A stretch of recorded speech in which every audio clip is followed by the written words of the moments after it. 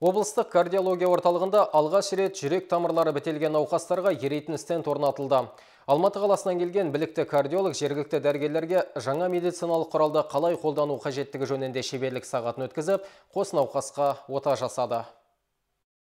Уақыт өткен сайын отандық медицина қарқынды дамып, ауруханалар заманауи құрал-жабдықтармен қамтамасыз етіліп келеді. Бұрын шипа іздеп, шетел асатын науқастарды қазір жергілікті дәрігерлер емдеуге қауқарлы. Мәселен, оралдық хирургтар енді тамырлары бітелген жүрекке ерейтін стенд орнатылады. Өткен сенбіде оларға алматылық кардиолог Оразбек Сахов жаңа стендті қалай қолдану қажеттігін үйреткен болатын. Жергілікті дәрігерлер өздігінен жасады бүкіл операцияны бастан аяқ. Мен тек теориялық жағынан көмек беріп тұрдым. Операция жақсы өтті. Операцияның басында қатты тарылып тұрған жерлер болды. Жүректің тамырларында қазір тамыр толық орнына келді.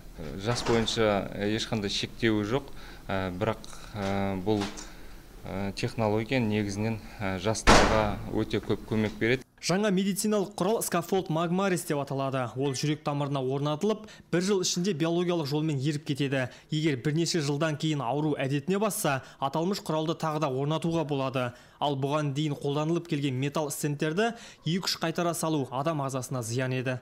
На нашей базе кардиологического центра вообще провели. Біздің кардиологиялық орталықта 2000-ға жуық науқас ем алуда. Олардың 650-не ота жасалып, стендтер орнатылды. Ал ағзада биологиялық жолмен ерейтін стендті орнатуға біздің тәжірибеміз жеткіліксіз болған. Бүгін Оразбек Саховтың көмегімен 2 науқасқа ота жасалды. Ота сәтті аяқталды. Алдағы уақытта ол науқастар біздің бақылауымызда болады.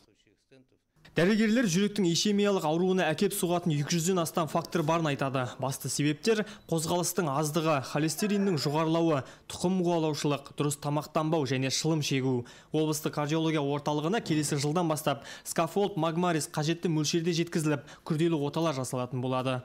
Еркебұлан Самадияров, Рүстем Есжанов, Елдар Аюпов, Ақжайық телеарнасы.